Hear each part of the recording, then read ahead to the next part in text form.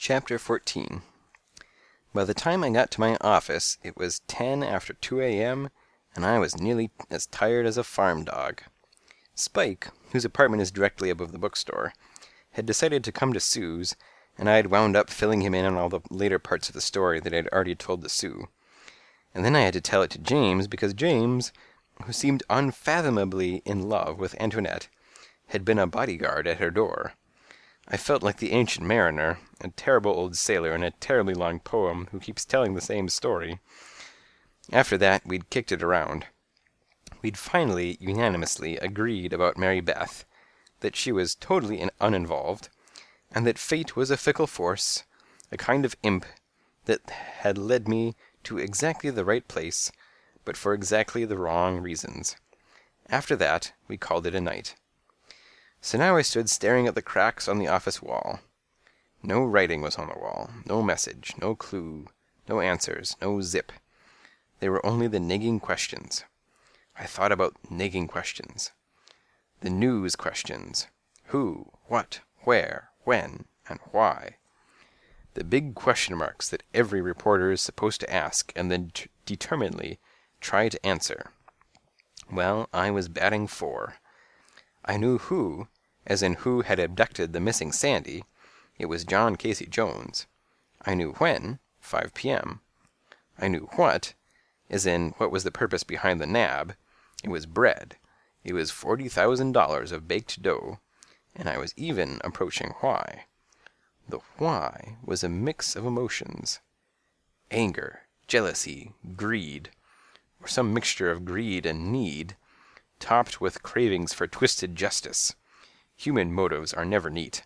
I kept pacing around the carpet. The crux of the thing was where? Where had they hidden Sandy? Where should I try to look? I have no actual memory now of why I looked at the desk, whether I saw or merely sensed the slow wink of the amber light that meant the answering machine had answered. I vaulted up to the blotter, pushed the button, and heard it purr. "Hello, Sam? Sam, you there?" "You're not there. This is Mr. Pickles. Give me a jingle." I phoned him back. The phone jingled noisily for maybe a dozen times, and then a "Rubenstein's Deli, which is closed for the evening.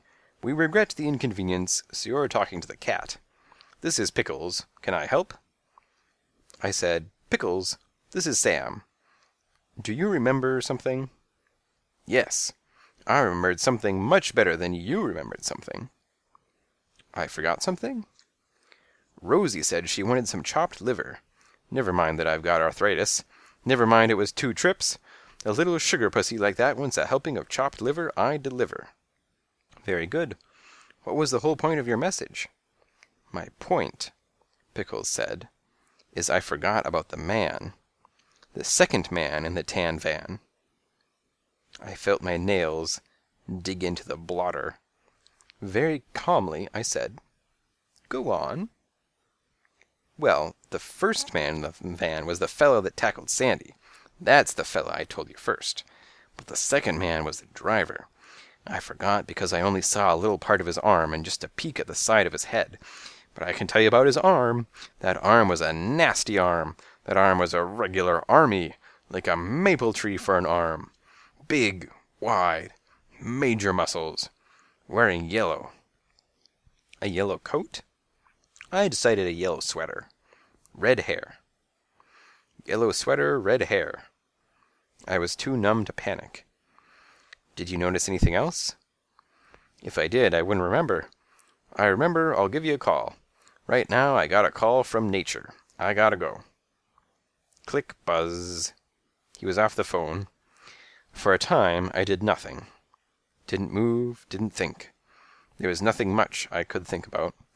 A second man in the van was like a second fly in the ointment.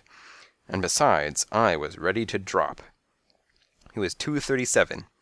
Just exactly 8 hours ago, my own thorniest problem, I recalled, had been a fly. And the fly's biggest problem, I remembered, had been me.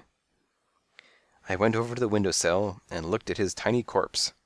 The wind hadn't moved him. He was still as a little stone.